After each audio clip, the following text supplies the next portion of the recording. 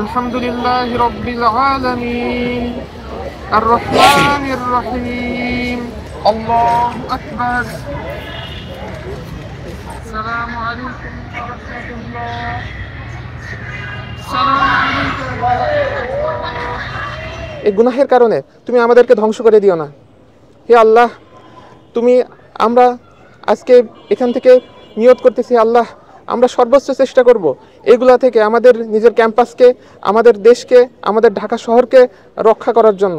আল্লাহ, সমস্ত বালা মুসিবত থেকে তুমি আমাদের এই সুন্দর ক্যাম্পাসকে রক্ষা করো, আমাদের ছাত্রছাত্রীদের রক্ষা করো হে আল্লাহ। এই পুরো ক্যাম্পাসে তুমি দ্বীনি পরিবেশ কায়েম করে দাও হে আল্লাহ। তুমি আমাদের মেহনতকে কবুল করে নাও। আখির কালিমাতি লা ইল্লাল মাউত লা ইলাহা ইল্লাল্লাহ মুহাম্মাদুর রাসূলুল্লাহ। ওদের স্বপ্ন পূরণে পাশে থাকতে পেরে আমরা গর্বিত। আমাদের ক্যাম্পাসের বিভিন্ন বিল্ডিংয়ে ফাটল ধরছে। শিক্ষার্থীরা এতটাই যে খারাপ একটা পরিস্থিতির ভিতর দিয়ে যাচ্ছে যে তারা চারতলা থেকে লাফ দিতে, জীবন বাঁচাতে লাফ দেওয়ার জন্য বাধ্য হয়ে যাচ্ছে।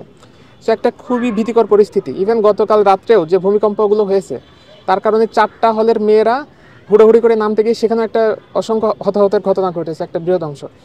তো আমরা এখানে একত্রিত হয়েছি যে আল্লাহ সুবহানাহু ওয়া তাআলাকে রাজি খুশি করার জন্য। হুজুর পাক সাল্লাল্লাহু আলাইহি সাল্লাম আমাদের শিখিয়ে দিয়ে গিয়েছেন যে যখনই আমরা মানুষরা কোনো বিপদে আপদে বা যে কোনো প্রয়োজনের সম্মুখীন হই, একমাত্র সেখান থেকে উদ্ধার পাওয়ার উপায় শিখিয়ে দিয়েছেন, সেটা সালাত।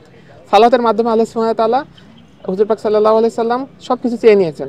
তো আমরা আজকে এখানে নফল নামাজের মূল উদ্দেশ্য যে আমরা যে একটা ভীতিকর পরিস্থিতি বা একটা যে ভূমিকম্পের ভীতির ভিতর দিয়ে যাচ্ছি, আল্লাহ সুবহানাহু ওয়া তাআলা যাতে আমাদেরকে এই ভীতি থেকে রক্ষা করেন, এই প্রাকৃতিক দুর্যোগ থেকে আমাদের ক্যাম্পাস, আমাদের ঢাকা শহর এবং আমাদের দেশকে রক্ষা করেন, এই উদ্দেশ্যে আমরা মূলত এখানে একত্রিত হয়েছিলাম, যাতে আল্লাহ সুবহানাহু ওয়া তাআলার সন্তুষ্টি অর্জন করতে পারি এবং এই ভীতিকর যে পরিস্থিতি সেখান থেকে রক্ষা পাই।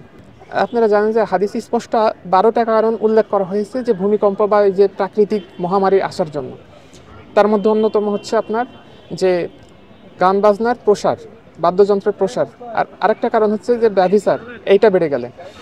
তো সাম্প্রতিক সময়ে ক্যাম্পাসগুলোতে আমরা দেখতেছি সমকামীদের আনাগোনা বেড়েছে।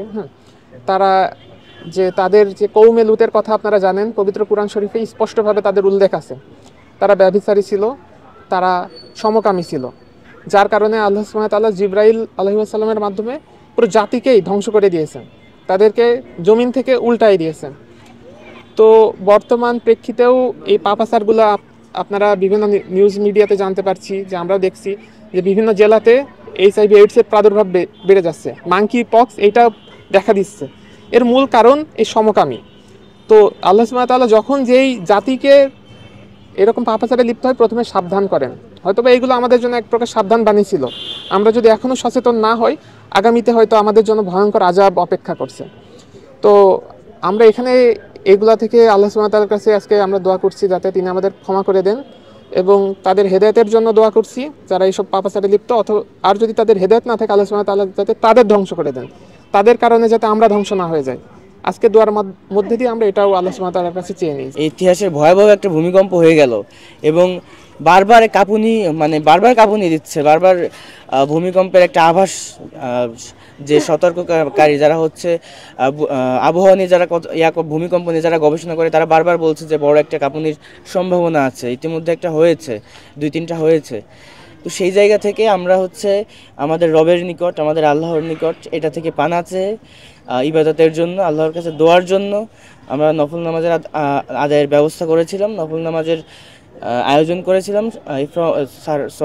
মুহসিন হল মাঠে, এবং আমরা সেটা আদায় করেছি এবং আদায় পরবর্তীতে আল্লাহর কাছে দোয়া করেছি। এটাই ছিল হচ্ছে আমাদের আজকের বিষয়।